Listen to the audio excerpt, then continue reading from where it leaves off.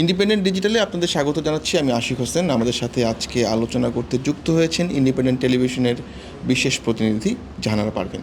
জাহানারা পারভীন, আপনাকে অনেক স্বাগত জানাচ্ছি আমাদের শোতে।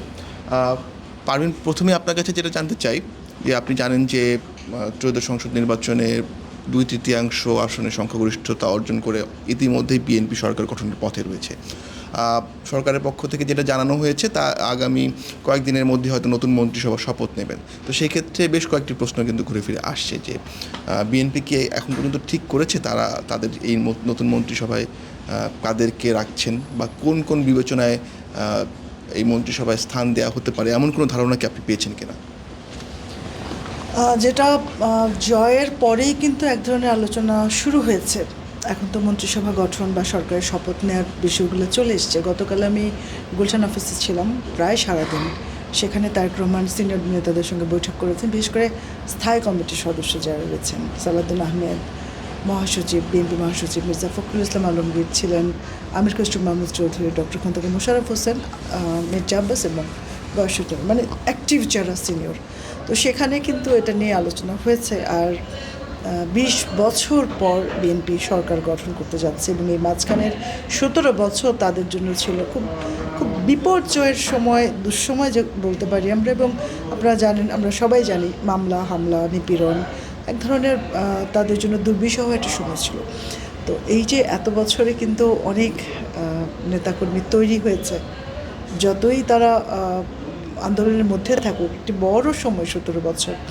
তো অনেক প্রার্থী, যেমন সংসদ নির্বাচনেও যেমন তাদের অনেক প্রার্থী ছিল, একাধিক সিট, একটা সিটে 6 থেকে 7 জন ছিল, এর মধ্যে একজনকে দিতে গিয়ে হিমশিম খেতে হয়েছে, তারপর বিদ্রোহী দাঁড়িয়ে গেছে। এরকম কিন্তু ঠিক নির্বাচনের সময় আমরা দেখেছি যে একাধিক প্রার্থী।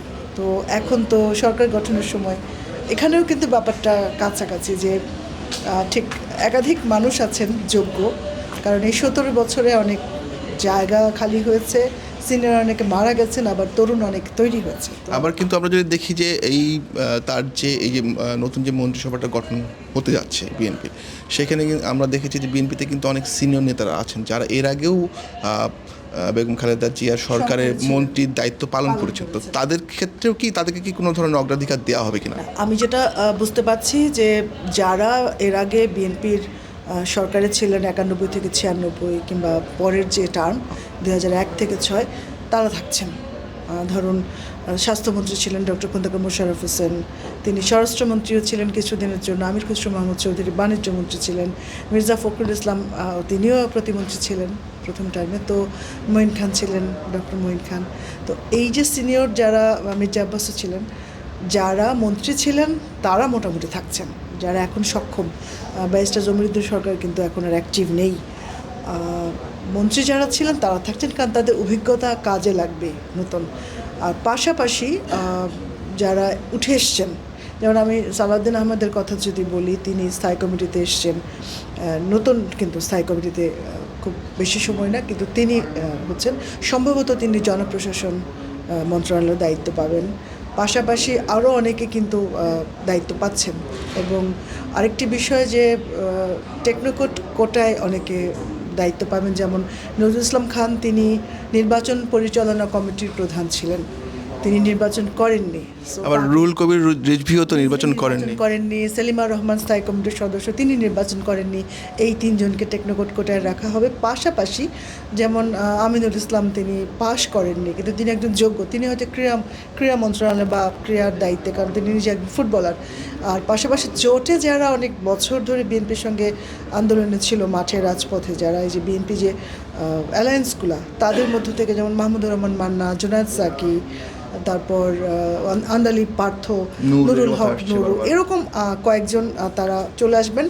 তো এরকম আর কি। আর বিএনপির মধ্যে সিনিয়র যাদের কথা বললাম, তাছাড়াও ধরুন অনেকে আছে যে ইয়ং, তো ইয়ংদের প্রাধান্যটা বেশি থাকবে। প্রতিমন্ত্রী হয়তো তারা হবেন, বা অ্যাটর্নি জেনারেলের কথা শুনতে পাচ্ছি, তাকে আইন মন্ত্রণালয়ে দেওয়ার কথা ভাবা হচ্ছে। তিনি এই নির্বাচনের প্রথম তার খবরটা আমরা পেয়েছি, ঝিনাইদহ থেকে পাশ করেছেন। তো এরকম কিন্তু ইয়ংদের একটা প্রাধান্য থাকবে। সিনিয়ররা তো আছেনই, নতুন এবং পুরনো যারা রয়েছেন, অভিজ্ঞ পলিটিশিয়ান, সিনিয়র রাজনীতিবিদ, তাদের সমন্বয়ে কিন্তু একটা মন্ত্রিসভা করা হবে বলে শুনতে পাচ্ছি এবং সম্ভবত 17 তারিখে মন্ত্রিসভা শপথ নেবে এবং 17 তারিখ দুপুরবেলা সংসদ সদস্যরা শপথ নেবেন পার্লামেন্টে এবং সন্ধ্যায় বঙ্গভবনে মন্ত্রিসভার শপথ এরকমই শুনতে পাচ্ছি। আজকে আপনি নিশ্চয়ই তারেক রহমানের প্রেস কনফারেন্সে ছিলাম। সেখানে আমার কাছে যেটা মনে হয়েছে যে আমির খসরু মাহমুদ চৌধুরী যেভাবে পররাষ্ট্র নীতিগুলোর বিষয়ে কথা বলছিলেন, তো সেক্ষেত্রে তিনি কি পররাষ্ট্র মন্ত্রণালয়ের এটা গতকাল থেকে যখন ভিতরে বৈঠক চলছিল, আমরা তো বাইরে ছিলাম, তো তখন কিন্তু পররাষ্ট্র খসরু ভাই এসেছিলেন বাইরে, তিনি ব্রিফ করেছেন, তো তখন থেকে আমরা বুঝতে পেরেছিলাম এবং তিনি বলেছিলেন আমাদের পররাষ্ট্র নীতি হবে বন্ধুত্ব, সবার সঙ্গে কাউকে প্রাধান্য দিয়ে, মানে বিএনপি কোনো দেশকে প্রাধান্য দিয়ে অগ্রাধিকার দিয়ে পররাষ্ট্র নীতি ফলো করবে না, যেমন আগের সরকারে ভারতকে প্রাধান্য দেওয়ার একটা অভিযোগ কিন্তু রয়েছে। তো তখনই আমরা আসলে সন্দেহ ধরে নিচ্ছিলাম যে খসরু ভাই হয়তো আমির খসরু মাহমুদ চৌধুরী তিনি পররাষ্ট্রের দায়িত্বে পাচ্ছেন। আজকে যখন দেখলাম যে তারেক রহমান বিদেশি সাংবাদিকদের যে প্রশ্ন, যে বিশেষ করে ভারত এবং পাকিস্তান থেকে অনেক সাংবাদিক এসছে এবং ওদের যে মূলধারার গণমাধ্যম সেখান থেকে সাংবাদিক এসছে কাভার করতে, চীন থেকে এসছে, আরও অন্যান্য দেশ থেকে এসছে। আমি এত বিদেশি সাংবাদিক কাভার করেছে এই নির্বাচন, এটা আসলে খুব বড় ধরনের একটা মানে বিদেশি গণমাধ্যমের উপস্থিতি। তো তারা যখন প্রশ্ন করেছে তাদের প্রশ্নগুলো কিন্তু বিশেষ করে ভারতের সাংবাদিক, তাদের প্রশ্ন ছিল শেখ হাসিনাকে ফিরিয়ে আনা হবে কিনা, তারেক রহমান বলেছেন যে এটা আইনের ব্যাপার। চীনের যে সাংবাদিক তারা চীনের সঙ্গে পলিসির ব্যাপারে কথা বলেছেন। তো কিছু প্রশ্ন, দু একটা প্রশ্ন তারেক রহমান নিজে আনসার করেছেন, আর অধিকাংশ প্রশ্ন কিন্তু আমির খসরু মাহমুদ চৌধুরী তিনি আনসার করেছেন এবং তিনি ফরেন পলিসি নিয়ে যখন কথা বলেছেন আমরা এক প্রকার ধরেই আমরা মানে মনে হচ্ছে সম্ভাবনার কথা যদি বলি, বিকজ এখনও কনফার্ম কিছু না যে আমির খসরু মাহমুদ চৌধুরী এর আগে বাণিজ্য মন্ত্রণালয়ের দায়িত্বে ছিলেন, এবার সম্ভবত তিনি পররাষ্ট্র মন্ত্রণালয়ের দায়িত্ব পেতে যাচ্ছেন। আরেকটা গুরুত্বপূর্ণ প্রশ্ন কিন্তু বারবার উঠে আসছে যে আপনি জানেন যে এই সরকার গঠন করার পর কিন্তু আরেকটা প্রশ্ন এসে যাবে রাষ্ট্রপতি কী হবেন, বা বর্তমান রাষ্ট্রপতি যেটা মনে হচ্ছে তিনি আসলে থাকবেন হয়তো না, মানে এটাই খুব স্বাভাবিক যে হয়তো তাকে বিএনপি খুব বেশি দিন রাখবেন না, সেক্ষেত্রে হয়তো নতুন রাষ্ট্রপতি নির্বাচনেরও একটা ব্যাপার চলে আসবে। তো সেক্ষেত্রে রাষ্ট্রপতি হওয়ার ক্ষেত্রে আসলে কী ধরনের মানুষকে বিবেচনা করা হতে পারে বা কারো নাম কি আর শোনা যাচ্ছে কিনা? এটা আমি আজকে দুজনের সাথে কথা বলেছিলাম। একজন স্থায়ী কমিটির একজন সদস্য, তাকে আমি জিজ্ঞেস করেছিলাম যে আপনাকে কি রাষ্ট্রপতি, আমি দুজনের নাম শুনতে পেয়েছি গতকাল থেকে, যে বিএনপি মহাসচিব মির্জা ফখরুল ইসলাম আলমগীর তিনি তাকে রাষ্ট্রপতি করার কথা কিন্তু বিএনপির আগে নির্বাচনের আগেই আমরা যেটা শুনেছিলাম যে তিনি যেহেতু তিনি বয়স হয়ে গেছে, অনেক বছর তিনি কাজ করেছেন এবং মহাসচিবের দায়িত্ব পালন করেছেন এবং তিনি একজন প্রবীণ পলিটিশিয়ান, অভিজ্ঞ, তো তাকে রাষ্ট্রপতি করার একটা আলোচনা ছিল।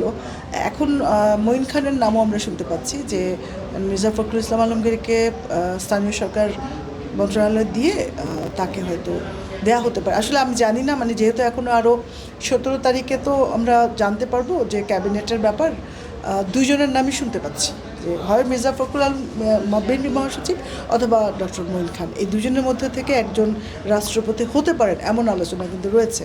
এমন আলোচনাও তো শোনা যাচ্ছে যে ডক্টর মোহাম্মদ ইউনূস রাষ্ট্রপতি হতে পারেন। সেক্ষেত্রে বিএনপির ভিতরে কি এ ধরনের কোনো আলোচনা আছে কিনা যে প্রধান উপদেষ্টাকে রাষ্ট্রপতি হিসেবে বিবেচনা? আপনার যদি মনে থাকে লন্ডনে যখন 14ই জুন সম্ভবত তারেক রহমানের সঙ্গে প্রধান উপদেষ্টার বৈঠক হয়েছিল, তখন কিন্তু তারেক রহমান তাকে বলেছিলেন যে তাদের মধ্যে একটা সৌহার্দ্যপূর্ণ কথা হয়েছিল। আর সবশেষ যখন তারেক রহমান যমুনাতে বৈঠক করেছেন প্রধান উপদেষ্টার সঙ্গে নির্বাচনের আগে, তখন কিন্তু তাকে বলেছেন যে আমরা ভবিষ্যতে একসাথে কাজ করব। তারেক রহমান প্রধান উপদেষ্টাকে বলেছে। তো এই যে ভবিষ্যতে আমরা কাজ করব, এই শব্দটা অনুবাদ করলে কি দাঁড়ায় সেটা আসলে বোঝা যাচ্ছে না। আসলে কোনো সম্ভাবনাই উড়িয়ে দেওয়া যাচ্ছে না। এটা পুরোপুরি ডিপেন্ড করবে প্রধান উপদেষ্টা সম্মত হন কিনা, কারণ এমনও কিন্তু আলোচনায় আমরা শুনেছি যে তিনি জাতিসংঘের মহাসচিব হওয়ার একটা মানে পসিবিলিটি রয়েছে। তো সে ব্যাপারে যদি তিনি আগ্রহী হন তাহলে হয়তো তিনি বাংলাদেশে আর দায়িত্ব পালনে থাকবেন না। আসলে এটা মানে এখন আমি যেটা বুঝতে পারছি আশিক, পুরোটাই তারেক রহমান নিজে দেখছেন এবং উনি এর আগে যখন মন্ত্রিসভা গঠন হয়েছিল বিএনপির আগের সরকার, তখন খালেদা জিয়ার নেতৃত্বে হয়েছে। এখন যেহেতু বিএনপির অভিভাবক বলতে তারেক রহমান, এবং উনি যেটা করছেন উনি আসলে খুব বেশি কারোর সঙ্গে শেয়ার করছেন বলে আমার মনে হয় না।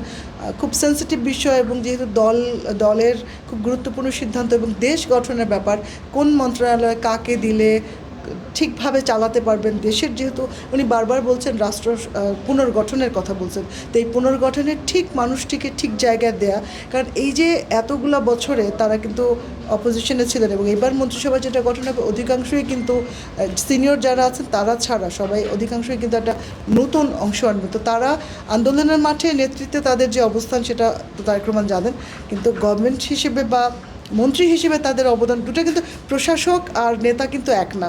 তো এখানে তারেক রহমানকে একটু সময় নিয়ে তিনি হয়তো খুব সুবিবেচনার সঙ্গে এটা বাছাই করবেন। তো সেটা নিয়ে খুব বেশি তিনি কথা বলছেন না, এটা খুব বড় একটা দায়িত্ব এবং এই সিদ্ধান্তের উপর বাংলাদেশের পরবর্তী কিন্তু ভবিষ্যৎ ডিপেন্ড করবে যে কারা হচ্ছেন মন্ত্রী। যাই হোক, আমরা হয়তো খুব শীঘ্রই সেটা জানতে পারবো, হয়তো 2-1 দিনের মধ্যেই, যেহেতু সরকারের পক্ষ থেকে বলা হয়েছে যে রোজার আগেই আসলে নতুন মন্ত্রিসভা গঠন হবে এবং নতুন সরকার দায়িত্ব বুঝে নেবে। তো সে পর্যন্ত আসলে আমাদের অপেক্ষা করতে হচ্ছে। অনেক ধন্যবাদ পারভিন আপনাকে সময় দেওয়ার জন্য, অনেকগুলো গুরুত্বপূর্ণ বিষয় আপনার কাছ থেকে জানলাম। আজ এ পর্যন্তই, দেখা হবে পরবর্তী আয়োজনে। ইন্ডিপেন্ডেন্ট ডিজিটালের সঙ্গেই থাকুন।